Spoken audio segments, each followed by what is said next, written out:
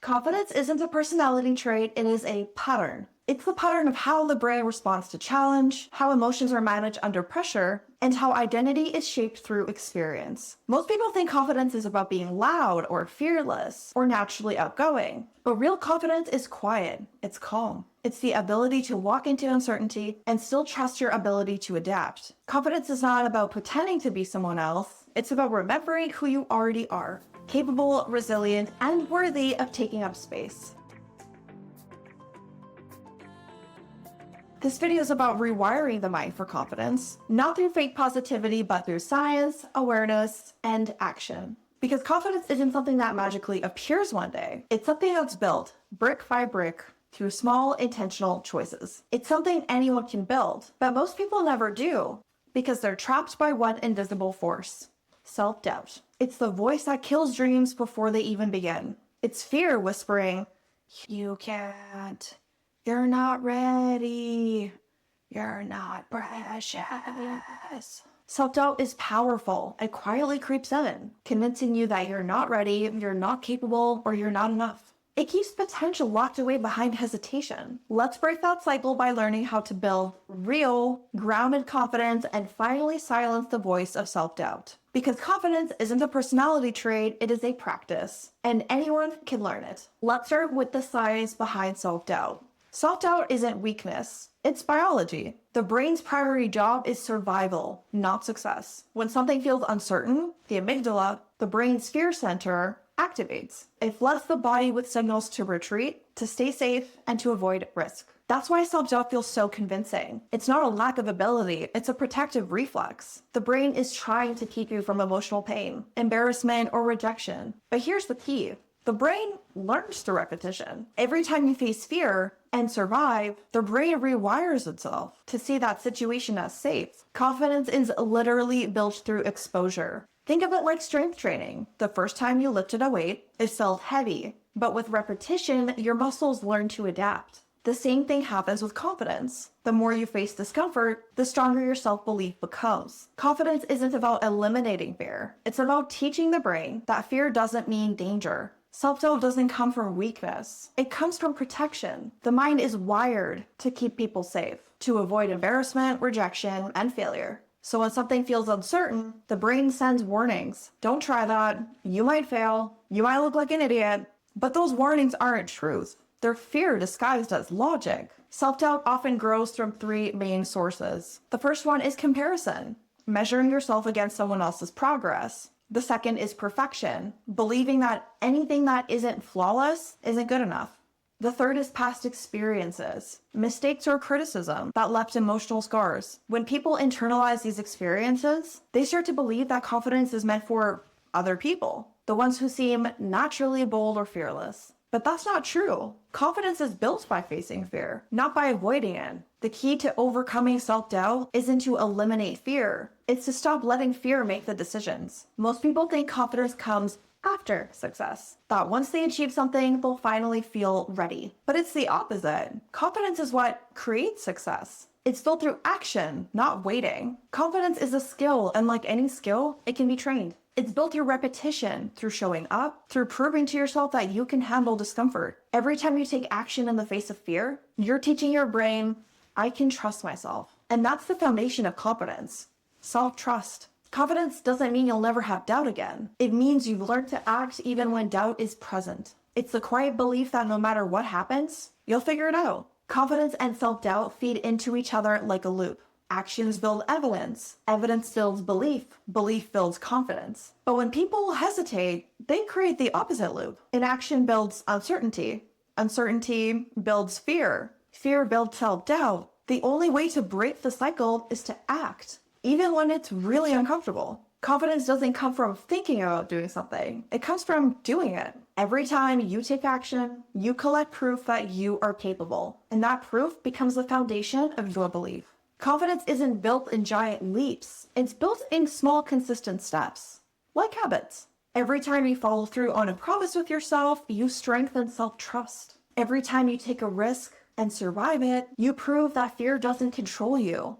Start small. Speak up once in a meeting. Go to the gym for 20 minutes. Post that idea you've been sitting on. Have a conversation you've been avoiding. Each small win is a brick in the foundation of confidence. Over time, those bricks build something unshakable. The mistake most people make is waiting for motivation before they act. But motivation doesn't come first.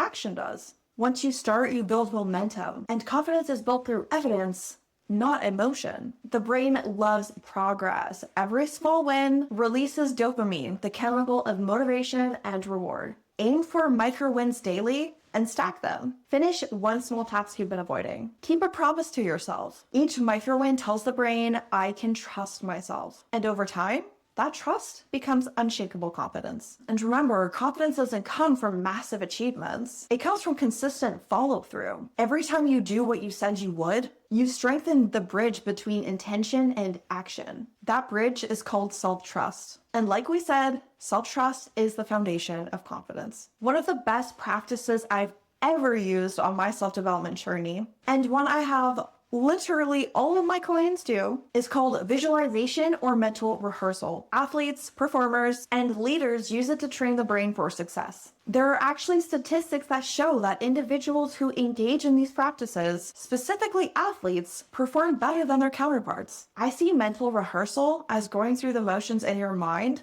to prepare you physically and psychologically for what's to come. So if we're wanting to be more confident, what exactly does that mean to us? In what area of your life are you specifically lacking confidence? One of my clients named Seema struggled with being confident and assertive in the workplace. In her words, she'd let people walk all over her. Every time she wanted to speak, she felt stuck in her own body.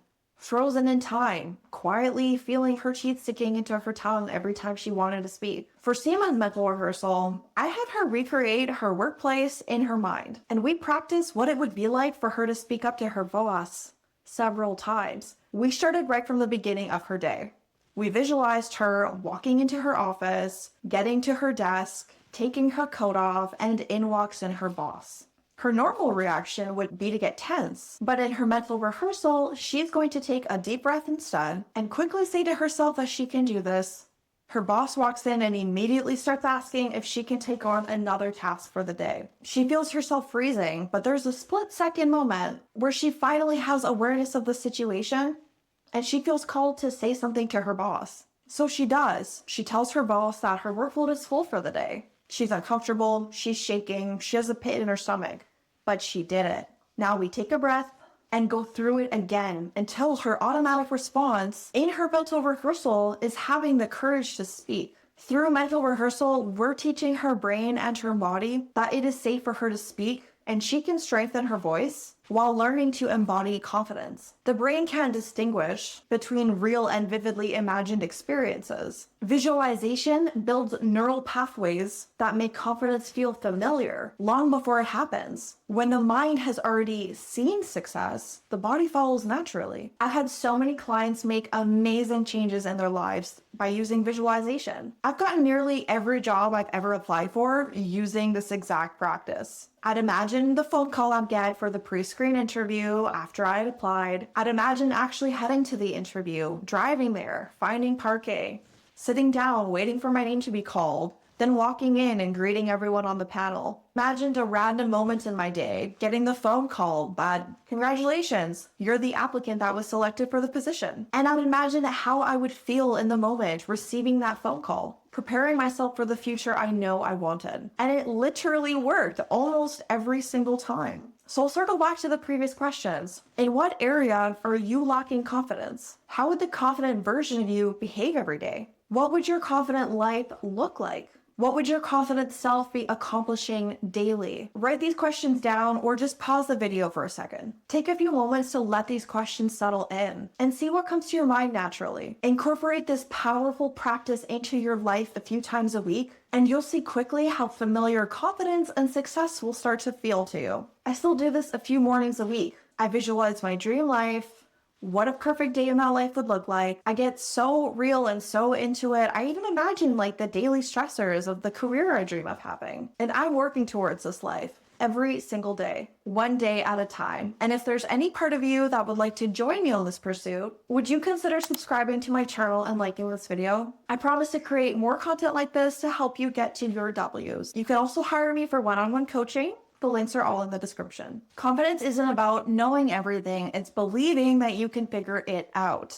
It's having a mindset that says, I don't know how, but I can figure it out. I've handled hard things before. I can handle this too. Even if I fail, I know I'm still going to be okay. Confidence grows when you stop waiting for certainty and start trusting your ability to adapt. It's not about being fearless. It's about being brave enough to act, even while you're afraid. Confidence doesn't start with action. It starts with identity. People act in alignment with who they believe they are. If someone believes that they're shy, unqualified, or not good enough, their behavior will always match that belief. If you believe that you struggle to speak up for yourself, like our friend Seema, then you will struggle to do that. To build confidence, your identity must evolve first. Ask yourself, who am I becoming? What would a confident version of me be doing right now? How would that person think, move, speak? Confidence grows when behavior aligns with a new identity, even before it feels natural. The truth is, identity is flexible. It's not fixed. Every time you act differently, you're casting a vote for the person you want to become. That's why ranks to riches stories exist. People can and have turned around their lives completely and experienced abundance after poverty. The people who succeeded with this held the belief that they are destined for more.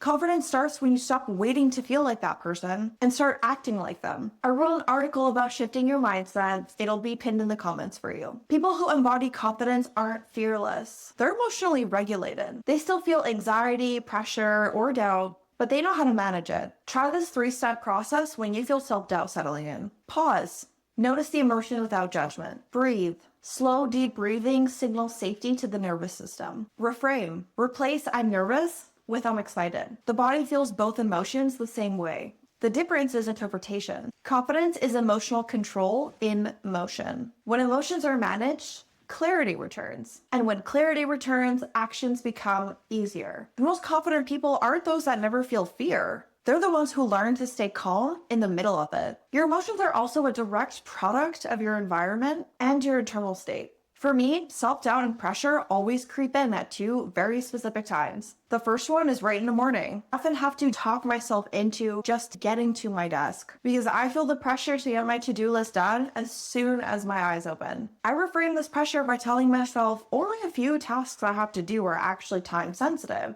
The rest I can put off for another day if I don't get them done. Just the idea of my workload being lightened lifts the pressure right off. The next point is when I'm tired.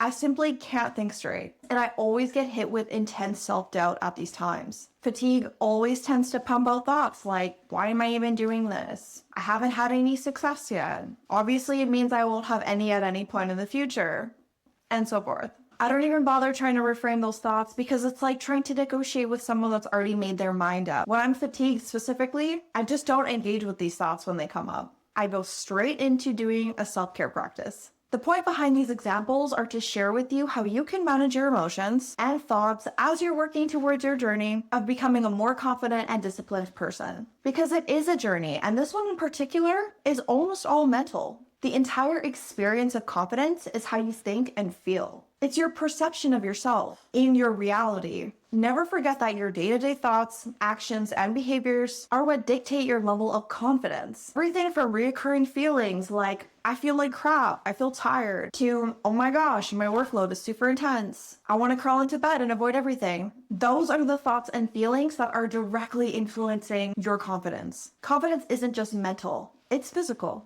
The mind and body are deeply connected. When posture changes, breathing deepens, and eye contact strengthens, the brain receives signals of safety and capability. Try this. Stand tall, breathe slowly, speak clearly. These small physical shifts send a message to the brain, I'm safe, I'm capable, I belong here. Over time, the body teaches the mind what confidence feels like. Confidence is a full body experience. It's how you move, how you breathe, how you carry yourself. It's looking someone dead in the eyes even when you feel like crumbling on the inside. However, when confidence is built on external validation, it's fragile. It rises and falls with other people's opinions. True confidence comes from internal validation, from knowing who you are and what you stand for. Ask yourself, what values define me? What do I believe in even when no one's watching? What kind of person do I want to be? When actions align with values, confidence becomes solid because it's no longer about being liked, it's about being authentic. Confidence rooted in authenticity can't be taken from you because it's not dependent on anyone else's approval. Confidence equals self-trust plus action plus compassion. Self-trust means believing that you can handle anything that comes. Action means proving that belief through movement. Compassion means forgiving yourself when you fall short. When those three elements work together, confidence becomes a lifestyle, not a momentary feeling. Confidence isn't something that you wait for,